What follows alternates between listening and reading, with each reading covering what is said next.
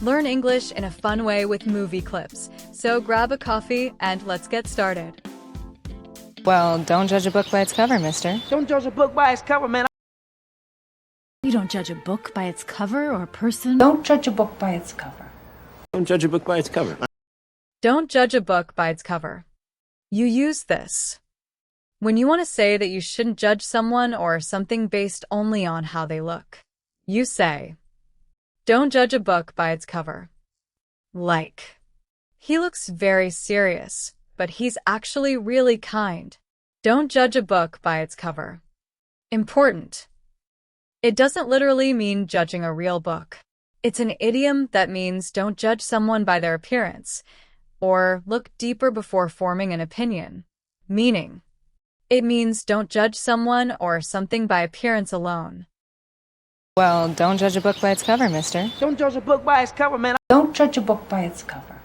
Don't judge a book by its cover. You don't judge a book by its cover or a person. Save your breath. Save your breath. Save your breath. Save your breath for that next piece. Now save your breath for Save your breath. You use this when you want to tell someone not to waste their time explaining, arguing, or trying to convince you because you don't want to listen. You say, save your breath. Like, save your breath. I'm not going to change my mind. Important.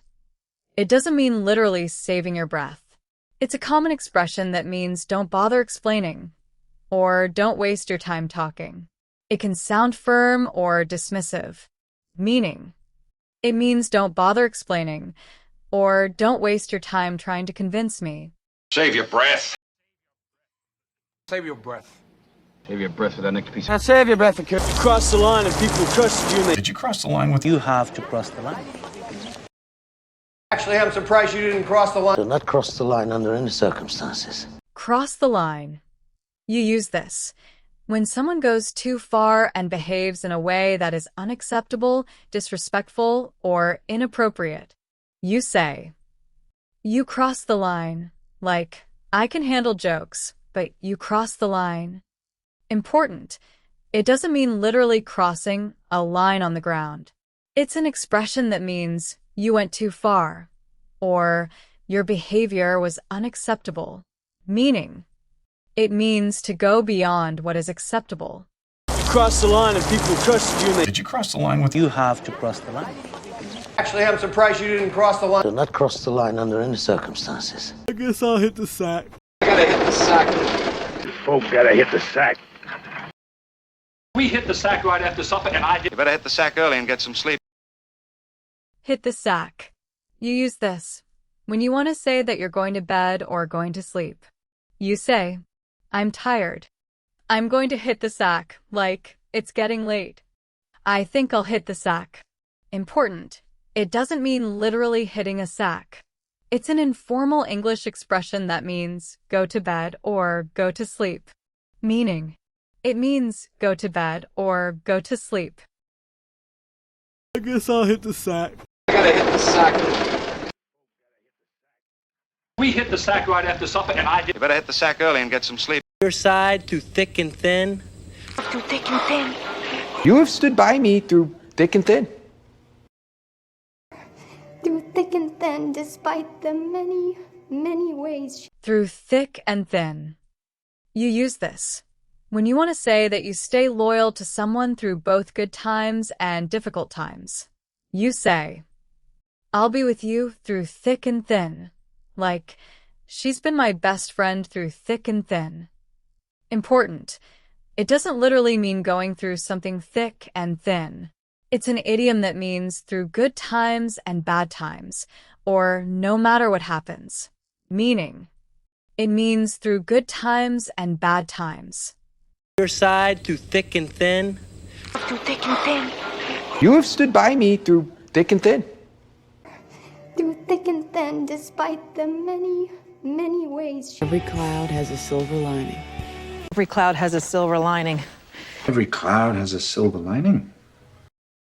And remember, every cloud has a silver lining. Every cloud has a silver lining. You use this when you want to say that even a bad or difficult situation may have something good hidden inside it. You say, every cloud has a silver lining. Like, I lost my job, but I found a better one. Every cloud has a silver lining. Important. It doesn't literally mean that every cloud has silver around it.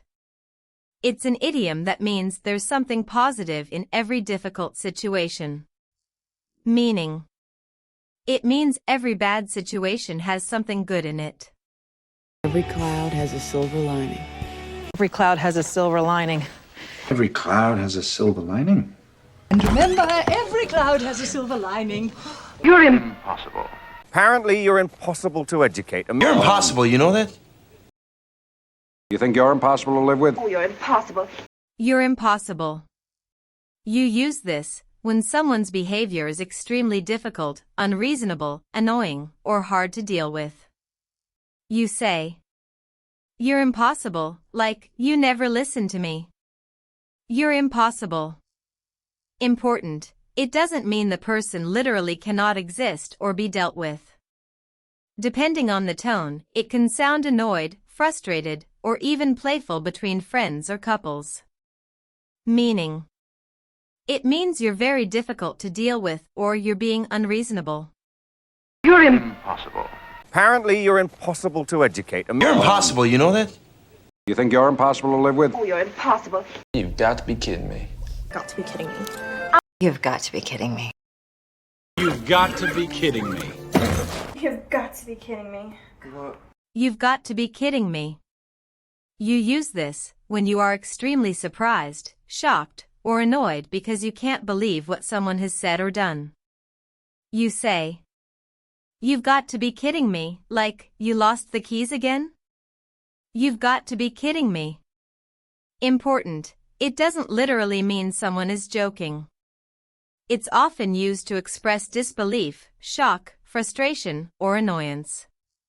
It can be serious or playful depending on your tone. Meaning. It means I can't believe this, or are you serious? You've got to be kidding me. Got to be kidding me. You've got to be kidding me. You've got to be kidding me. You've got to be kidding me. If we keep going, we won't hear him. I'm trying, and I just keep going around in circles. To keep going with this? Just keep going. Keep going. You use this when you want to encourage someone to continue doing something and not stop. You say, keep going, like, you're doing great. Keep going. Important. It can mean don't stop, continue, or don't give up. Depending on the situation. Meaning. It means continue, or don't give up. If we keep going, we won't hear him. I'm trying, and I just keep going around in circles. To keep going with this? Just keep going. I'm starving. I'm starving. Oh. Well, I'm starving. I'm starving. I'm starving. I'm starving. You use this when you're very hungry and really want to eat something. You say, I'm starving, like, I haven't eaten all day. I'm starving. Important. In everyday English, I'm starving usually means I'm extremely hungry. It doesn't necessarily mean you're literally dying from lack of food. Meaning. It means I'm very hungry, or I'm extremely hungry. I'm starving. I'm starving. Oh. Well, I'm starving. I'm starving. I'm starving. I'm exhausted. I'm exhausted. I'm exhausted. No, I'm exhausted. I'm exhausted. I'm exhausted. You use this when you're extremely tired and have almost no energy left. You say, I'm exhausted, like, I've been working all day. I'm exhausted. Important. Exhausted is stronger than tired. It means you're very, very tired, often physically or mentally. Meaning. It means I'm extremely tired, or I have almost no energy left. I'm exhausted. I'm exhausted. I'm exhausted. No, I'm exhausted. I'm exhausted.